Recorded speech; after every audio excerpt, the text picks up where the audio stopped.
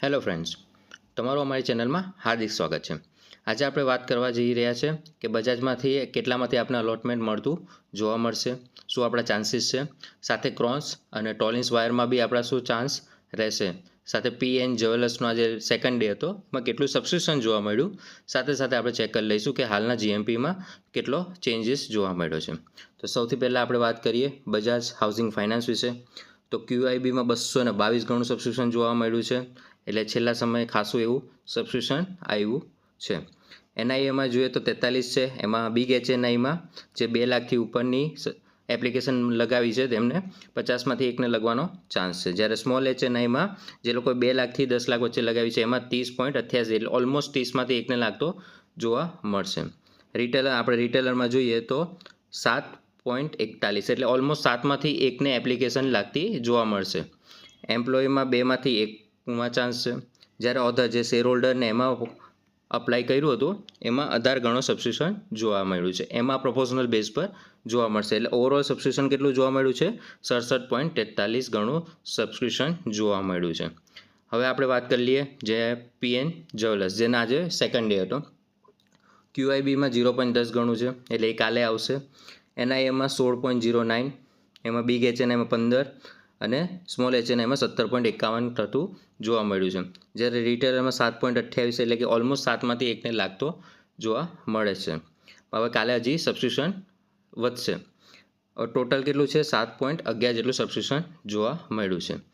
બાકી બીજા આપણે આઈપીઓ જોઈ લઈએ। ક્રોસમાં ક્યુઆઈબી દ્વારા 24.55 ગણું સબસ્ક્રિપ્શન જોવા મળ્યું છે, એટલે કે ઓછું જોવા મળ્યું છે કારણ કે બજાજમાં વધારે સબસ્ક્રિપ્શન થયું છે।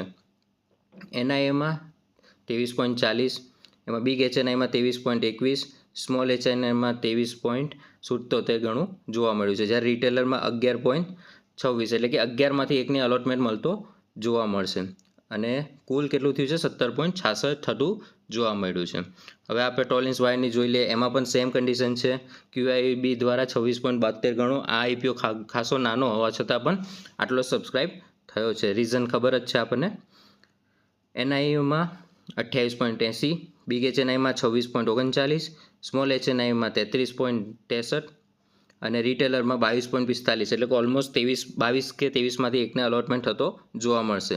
ટોટલ કેટલો થયો છે 25 ગણો થતો જોવા મળ્યો છે, એટલે ઓછું સબસ્ક્રિપ્શન આમાં પણ જોવા મળ્યું છે। હવે આના લીધે જીએમપીમાં શું ચેન્જ થયો છે તે આપણે ચેક કરી લઈએ। ટોલિન્સ ટાયરમાં જોઈ લઈએ તો એક લોટ ઉપર હાલની કન્ડિશનમાં 1980 રૂપિયા બેનિફિટ થતું જોવા મળે છે, જીએમપીમાં ઘટાડો થતો જોવા મળ્યો છે। તિરુપતિ જેને કાલે અલોટમેન્ટ મળી ગયું હતું એના પર લોટ 4500 જેટલું બેનિફિટ હાલની કન્ડિશનમાં જોવા મળે છે। બીજા જોઈએ જે અપકમિંગ આઈપીઓ છે આ 3 તો એમની કન્ડિશન શું છે। નોર્થ આર્કમાં હાલમાં જીએમપી 0 છે, ઓપન થયું નથી। આર્કાડે ડેવલપર્સ જે હાલમાં આવે છે તેનું જીએમપી 5280 રૂપિયા જોવા મળે છે। આપણે વેસ્ટર્ન કેરિયર જોઈ લઈએ તેનું પણ હાલમાં જીએમપી ઓપન થયું નથી। હવે આપણે પીએનજીમાં જોઈ લઈએ જેનો હજી કાલે લાસ્ટ દિવસ છે, એના પ્રીમિયમમાં વધારો થતો જોવા મળ્યો છે, પર લોટ 8000 જેવું બેનિફિટ જોવા મળે છે।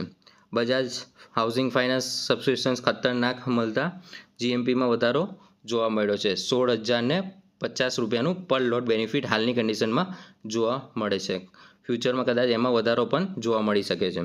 ક્રોસ આઈપીઓ જેનું સબસ્ક્રિપ્શન ઓછું મળ્યું તો બી પર લોટ 3100 રૂપિયા જેવું બેનિફિટ હાલની કન્ડિશનમાં જોવા મળે છે।